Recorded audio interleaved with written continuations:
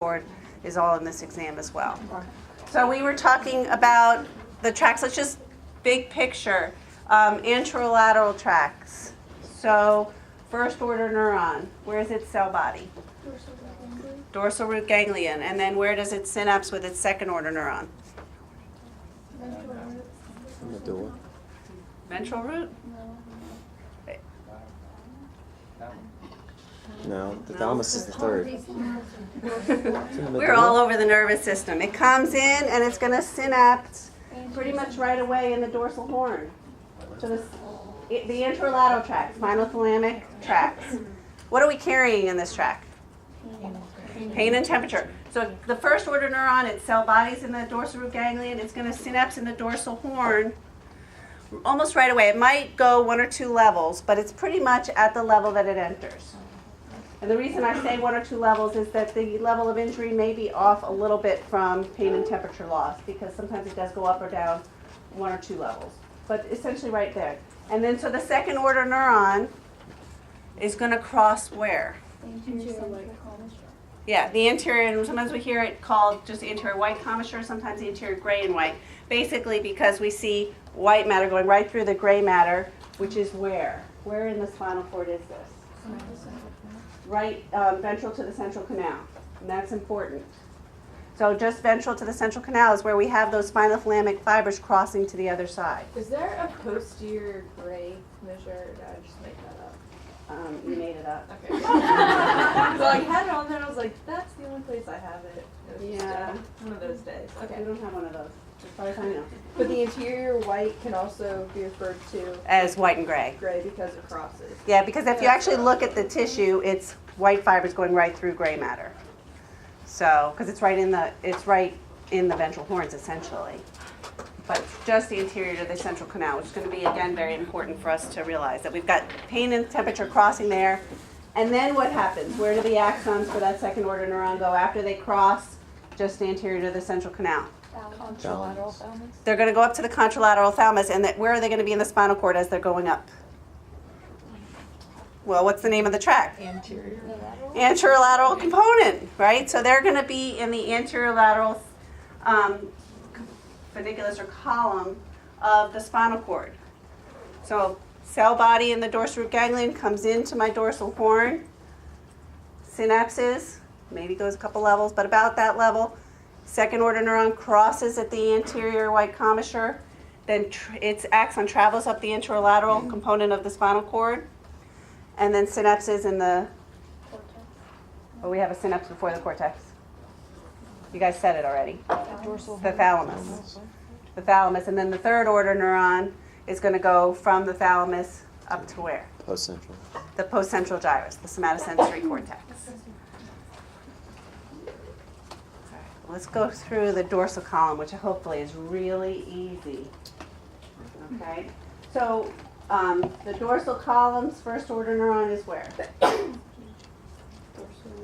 The dorsal root ganglion. And then where is it going to go? Say it loud and proud because all I'm hearing. Where? Dorsal column lateral meniscus. Medial, but we're not up to the medial lemniscus yet. We're still in the dorsal column. It's first order neuron. Right. It's going to travel. It basically, is it going to be on the same side of the spinal cord or contralateral? Same. So this is very different. Remember, the anterolateral tract pretty much came in, crossed over, and went up the opposite side. Okay? The dorsal column comes in, and it doesn't synapse.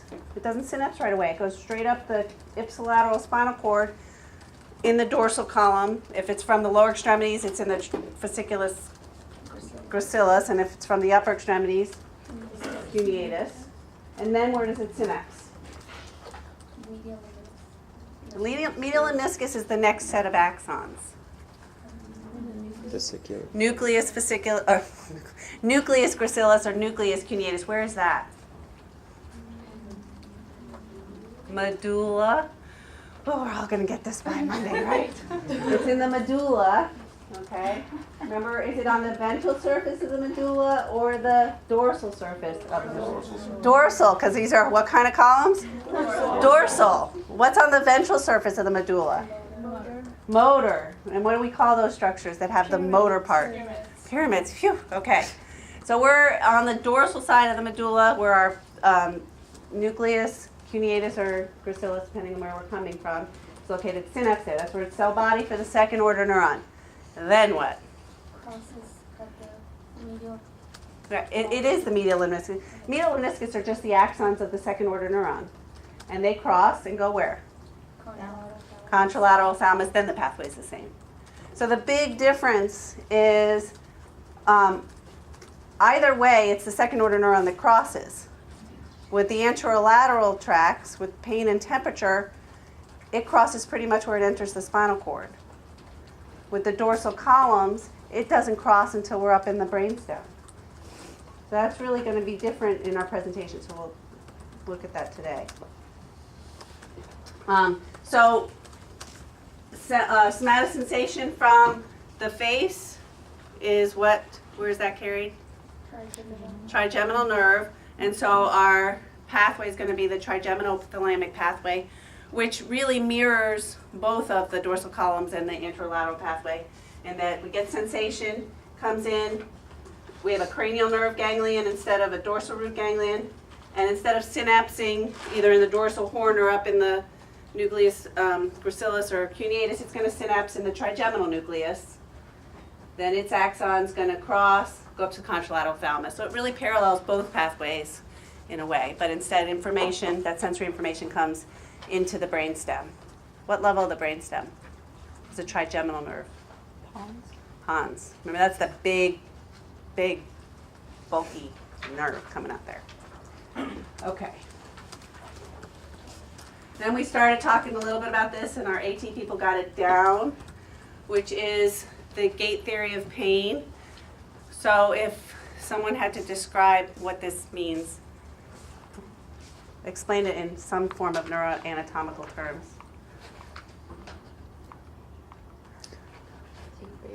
AT people, what? C fibers carry pain. C and fibers carry pain, and they have a slower conduction velocity than your A betas, which you stimulate. Like if you bang your elbow, you get C fibers, and they go up slow. But then you rub your elbow to stimulate your A betas to close the gate, so that because your A betas get there before the C fibers. yeah. At the substantia gelatinosum. You want to say that part, that's where it is. It's in that, and that's what I was saying about Rexid lamina, which is the organization of the gray matter in the spinal cord. The only one that really we ever talk about is the substantia gelatinosa, because this is where those gates are for the gate theory. The gates are inhibitory interneurons. Most interneurons are inhibitory. So we already talked about the spinal cord having tons of interneurons, because remember we had autogenic inhibition, we had Renshaw inhibition, all of those for the reflexes. This is another interneuron here. So what we've basically got, we've got our C fibers and A delta. I don't know why you forgot about those guys, but that's okay. Carrying pain, and then our larger fibers carrying proprioceptive information, vibration, deep pressure, all coming in through the dorsal, into the dorsal horn. Here's our gate right here. Here's our interneuron. Okay, so what we actually have is this. This is all the words you need, so you don't have to write down like crazy. But basically what we've got is we've got either excitation of that interneuron to limit transmission of pain up to the cortex, or we have inhibition of that interneuron to essentially allow that pain transmission. So here's our projection fiber going up to the cortex, which is carrying all that somatosensory information. So if you don't do anything, okay, that interneuron is active and it's preventing pain from going up to the cortex. If we activate our C or A delta, our pain fibers, okay, we are going to basically open up the gate and allow that transmission. Or if we activate the deep pressure, the rubbing, the dorsal column fibers, then we're going to close the gate. So here it is in a little bit more simplified form. So here's our pain coming in, and here's our deep pressure coming in. Here's our gate, this inhibitory interneuron. This is in the spinal cord. It's in the substantia gelatinosa. So basically, here's our pain transmission going up to our second order neuron up to the cortex. This pain transmission also inhibits the gate. So it's inhibiting the inhibitory interneuron, which basically is allowing pain to go. So it's like a double negative, allowing pain to go. What we can do, and like you said, they're faster, is we can rub, apply deep pressure to something that's painful. That is going to excite the inhibitory interneuron to limit that transmission of pain. So then what will we perceive at the cortical level? We'll perceive the pressure and the rubbing rather than the pain. So we do have these interneurons in the spinal cord in the substantia gelatinosa, and essentially they're serving as gates to either allow pain to be transmitted up to the cortex or to inhibit that transmission. Is everybody with me there? So those of us who can't handle this one, I have this one. Okay? So you could be a pain, or you can be the deep pressure and rubbing, the happy feelings. Okay? And it's which one is going to make it up to the brain is what we're doing. So that's how we do that. Another theory that is really relevant for somatosensation is the opiate theory for pain. And basically we have opiate interneurons and we have opiate receptors. And essentially they're also going to be inhibitory, and they're also going to limit that transmission of pain up to the cortex. So what happens here we've got our opiate interneurons really doing similar things to what the gates do. Okay, we also have a lot of opiate receptors in a couple other areas of the brain, and the biggest one is really the periaqueductal gray. So where do you think the periaqueductal gray is? Around the cerebral. Around the cerebral aqueduct, which is where? It's not in the ventricles. It's in the brainstem. Midbrain, yes, it's near the tectum. Okay, so what we've got here, and there's a lot of different theories, but what we do know is that if we stimulate the periaqueductal gray, okay, it actually sends information, and we'll look at the next slide, up to the raphe nucleus, which is also in the brainstem, which is our serotonergic nucleus. But it also sends down information to the spinal cord to activate those opiate interneurons to inhibit that transmission.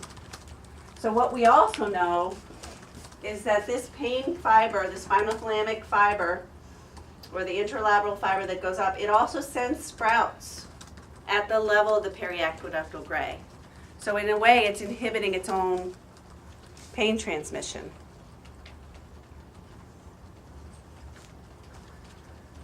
So here it is in blown up form. So again, we've got our anterolateral tract. Okay, we've got our pain fibers coming in, getting inhibited by that opiate interneuron. Here we are at our raphe nucleus and our periaqueductal gray. So if we stimulate the periaqueductal gray, we're going to go to the raphe, and then we're going to send information to inhibit that pain transmission. So it's just another way. And we know that we can release endogenous opiates to help inhibit that pain transmission. When else do you not feel pain? Besides just like when you're running and that kind of thing. When else are you able to tolerate absolutely any pain? Adrenaline. High adrenaline, which is typically when you're very stressed and something, like you don't notice that you're bleeding because you're running from the tiger or something. So there's a lot of limbic connections to that periaqueductal gray, and that's how that works. Is that our emotional nervous system, which we haven't gotten into, activates the periaqueductal gray to inhibit pain transmission. Because we can't be dealing with your pain right now, you're running from the lion. Acupuncture, a lot of the theory behind acupuncture is the activation of regions like the periaqueductal gray. It's not completely substantiated, but Before I do that, I found this. It wasn't YouTube, but it was still cool. Hopefully. So this was actually showing how stimulation of the periaqueductal gray or the raphe, how they actually inhibit pain transmission. So this person has hit their thumb with a hammer, and pain is being transmitted up to the contralateral thalamus. Now they've stimulated the periaqueductal gray, and that's actually going to excite those opiate inhibitory interneurons to limit that transmission. You can also do that by stimulating the raphe nucleus in the brainstem. So that's that. All right. Any questions about opiates? All right. The last big somatosensory tract, we had our DCML and we had our anterolateral tracts, is the spinocerebellar tracts. And I divided these into 2 slides. This is need to know, and then the next has a lot more detail for those of you who really have to understand all the pathways. But the bottom line is the spinocerebellar tracts have a very different setup than either the anterolateral or the DCML. And the bottom line is that we don't end up with contralateral deficits. What we end up with is ipsilateral deficits and sometimes even bilateral deficits. So somebody who comes in with a cerebellar stroke, you're not going to see all of their dysmetria necessarily on one side. And if we do see it on one side, it's going to be the ipsilateral side. So it presents very differently than our other types of sensory loss. So the 3 tracts are our dorsal and ventral spinocerebellar tracts and the cuneo-cerebellar tract. Dorsal and ventral spinocerebellar are going to be information from the lower extremities, and then the cuneo-cerebellar is going to be information from the upper extremities. So basically, the dorsal spinocerebellar tract is going to basically go up with the fasciculus gracilis, and they call that area Clark's column, part of it. And then it's going to go to the ipsilateral cerebellum. The ventral spinocerebellar tract takes this crazy route of crossing to the contralateral spinal cord and then crossing back. So we call it the double crosser. Bottom line, the information ends up in the ipsilateral cerebellum. So either tract ends up in the ipsilateral cerebellum. Then the cuneo-cerebellar tract is going to synapse in that lateral cuneate nucleus, which is just lateral to the cuneate nucleus in the medulla. And that's going to have the information from the upper extremities. So the big things you need to know is spinocerebellar ends up in the ipsilateral cerebellum. We have our ventral and dorsal tracts, which are from the lower extremities. And we have the cuneo-cerebellar tract, which is from the upper extremities. And then this is all, so if you really want to know all the neurons, which I'm sure some of you need to know, go for it. But again, what I want you to realize is this is subconscious proprioceptive information. Why do we want this subconscious?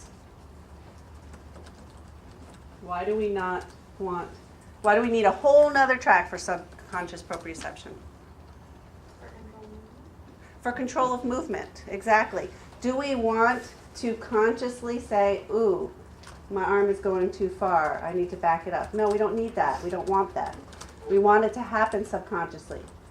So that's what the cerebellum is doing, is it's taking in that subconscious proprioceptive information from the spinocerebellar tracts and the cuneo-cerebellar tract, and then it's going to adjust the motor plan. So it's a comparator.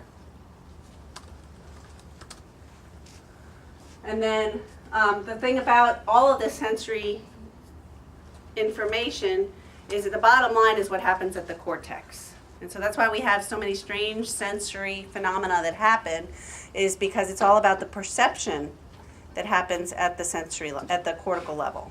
So we'll go into some of that in a moment. I put this here, and we'll go through this several times tomorrow, but if I were studying for the exam, I would really know this slide. And the reason being is this is what's showing us where and what information is coming from in the spinal cord. So here's the left side of my spinal cord, and here's the right side. I've got my dorsal columns, which remember that doesn't synapse until, or doesn't cross until after the medulla. So the information on the left side of my dorsal columns is coming from the left side of my body. So if I damage this area in my spinal cord, where will I have deficits? Left side below the lesion, what type? Proprioceptive, vibration, deep pressure. Then if you look at the corticospinal tracts, which are in the lateral columns, remember this crosses at the pyramidal decussation at the caudal end of the medulla, so it's already crossed, okay? So it is going out to that left side of the body. So if I damage the left side of the spinal cord in the lateral column, where will I have deficits? On the left. And what kind of deficits? Motor, be specific. Spasticity, clonus, hyperreflexia. Then if I damage the left anterolateral tracts, that's actually information that has come from the right side of the body. Remember that crossed right away. So if I damage here, I'll end up with deficits where? Contralateral side. On the right side, and what kind of deficits? Pain and temperature. So if I damage this left side of my spinal cord, I end up with left motor problems, upper motor neuron. I end up with left DCML sensory issues and right anterolateral issues. And then the last, well, two more areas. The anterior horns, don't forget about them. If I damage them, I'll end up with lower motor neuron signs, ipsilateral or contralateral? Ipsilateral. And then the last region to consider is this anterior white commissure, and the information that's being carried here is pain and temperature. So if I damage this, what will I see? Both sides, at the lesion, above the lesion, below the lesion? At the level of the lesion. Because remember, this is just where the fibers are coming in. So the ones below it are fine. The ones above it are fine. So at the level of that lesion, we'll lose pain and temperature bilaterally. Okay. If you don't get it, we're going to do it another 100 times. All right, so just some clinicals things. Sensory testing is really hard. It's the least accurate because there's so many things that influence our sensory perception. Like I said, stress, we know that does. Edema, that we'll talk about. Cognition, their ability to actually understand it. Arousal level. So it is the least accurate. So it's not as easy as you guys thought it was in E&I. Some other things that happen really from a perceptual issue are phantom limb pain and phantom limb sensation. And essentially what we've got is we've removed the receptor if we have an amputation, but the fibers, the axons are all still going to the cortex. And usually it ends up being pain, but sometimes it's proprioceptive information as well. But that cortex is still intact, that dorsal column, anterolateral tract is still intact. So we end up with phantom limb sensations. And whenever a neuron is deprived of its innervation, okay, we end up with some hyperactivity. So that's why sometimes it is perceived as an enhanced sensation or enhanced pain. Misplaced localization also happens because the cortex, how does it know where in the body it came from?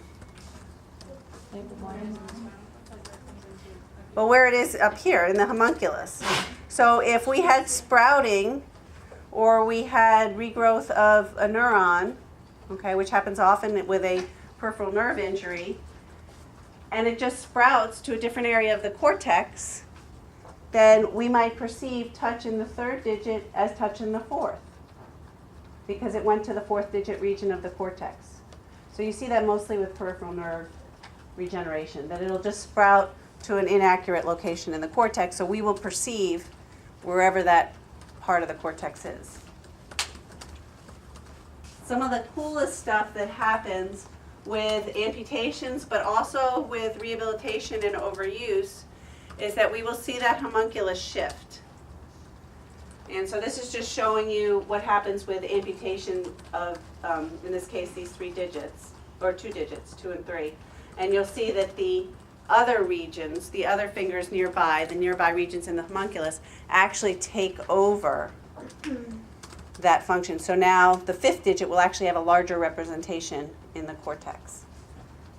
And we see this plasticity happen in rehab as well. So can you think of any intervention that it's really happening at?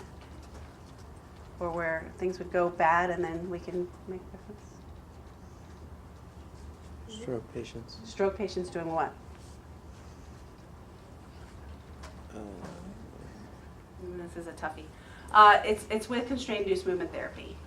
So what happens with constrained-induced movement therapy, with a patient with a stroke, they're not using, let's say, their right hand. Let's say that's what's involved. They're not using their right hand. We see that cortical representation decrease. Okay? With constrained-induced movement therapy, where we restrain their good hand and force use of that right hand, we actually see the cortical representation increase again. So they're actually getting more sensory feedback and more motor fibers going out from rehab. So it's most dramatic. We also see people who, the biggest study is usually in musicians, like string players. They'll have like an enhanced representation of their fingers. Other clinical things, varicella zoster. So if we have an infection of the dorsal root ganglion or the cranial nerve ganglion, we get shingles. And so we see that at a dermatomal level. So that's one issue. Edema is a big one, because with edema, we're going to basically be inhibiting the mechanoreceptor's ability to detect stretch. Okay, so it's basically not allowing that receptor to detect it. And then the other thing is with aging, we're going to see degeneration of the nerve ending structures. So they're not going to be able to detect sensation as well. All right, let's see if we can do this one. Yep. Sorry, can you say that with the constrained, when you constrain your left hand to force them to use the right, it increases? You see an enlarged cortical representation of their right hand. So you actually, you'll see PET scan activity in a larger region, which to me is really cool. So hopefully you guys think it's really cool. I think it's amazing. And actually it happens within a period of 2 weeks, which is even more amazing. Yeah, so it happens really fast. But again, it just speaks to why we're doing some of the things we're doing. All right, so let's see what we can do here. We had a fight with a 25-year-old man. He was stabbed in the back. We can put the ice pick if you want. But he was in the back. He was rushed to the hospital where he was awake and alert. Physical exam revealed stable vital signs and minimal blood loss. Neuro exam revealed severe weakness in the right leg with decreased deep tendon reflexes in the leg. He had loss of position sense and vibration sense in the entire right leg, and loss of pain and temperature sensation in the left leg and lower abdomen. Any clues? Let's go bit by bit. Weakness of the right leg. Lower motor. Weakness? Why is weakness lower motor neuron? Do we have weakness with an upper motor neuron? Spasticity. Yeah, but that's not, spasticity is just muscle tone. Weakness is decreased voluntary force. So it could be lower motor neuron, it could be upper motor neuron with the, what? You're thinking that's a good one, and I'm going to give you the clue here. You would think that, but what happens with a spinal cord injury? Does anybody know what happens acutely? Swelling. Swelling. So swelling affects the lower motor neurons. So regardless, acutely, you're going to see the patient present flaccid, and that's spinal shock. That's why they give those high dose steroids to decrease the swelling, and then then the lower motor neurons are free to party again. All right, but that's good. So you would think that. So I'm going to tell you that that's spinal shock. So that decreased deep tendon reflexes isn't going to tell anything. All right, but we have so it could be upper motor neuron, it could be lower motor neuron. What would indicate that it is upper motor neuron and not lower motor neuron? Where is the weakness? What? The weakness is the whole right leg, right? The whole right leg. How could I have an injury with a lower motor neuron to affect the entire right leg? I'm just going to slice down the back with the ice pick. That guy's going to die. He's going to have a lot of blood loss. Okay. So, because if I hit at one level, I'm just going to hit that one level of lower motor neurons, right? All right. So we're going to say it's upper motor neuron. Where? Right or left? Right. How come? Oh, we're not up to. Don't go on to the sensory part. Just the motor part. Why did you say that we had damage to the right? I'm going to give you corticospinal tract. It's already crossed, and we have right leg weakness. Okay, loss of position sense and vibration sense in the right leg. Where is that? Right dorsal column. Does everybody agree with that? Loss of pain and temperature in the left leg. Where's that? Right anterolateral. Because remember, that crosses right away. And then we got that lower abdomen. Why is that? Why is pain and temperature have some loss in the lower abdomen, not just the leg?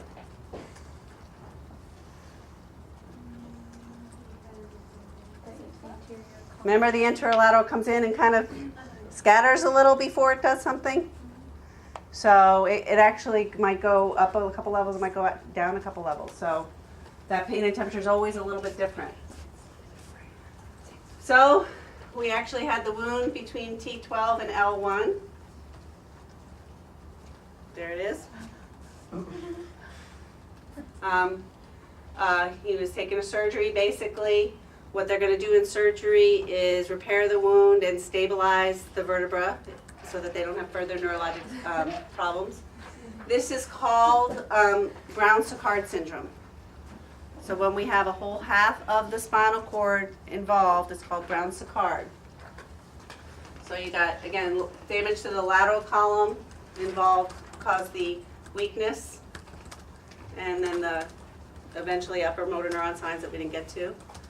Damage to the spinothalamic tract caused the contralateral loss of pain and temperature. And then the dorsal columns caused the ipsilateral loss of position sense and vibration. So again, together, they also call it hemicord syndrome or Brown-Séquard. So you've got half the spinal cord.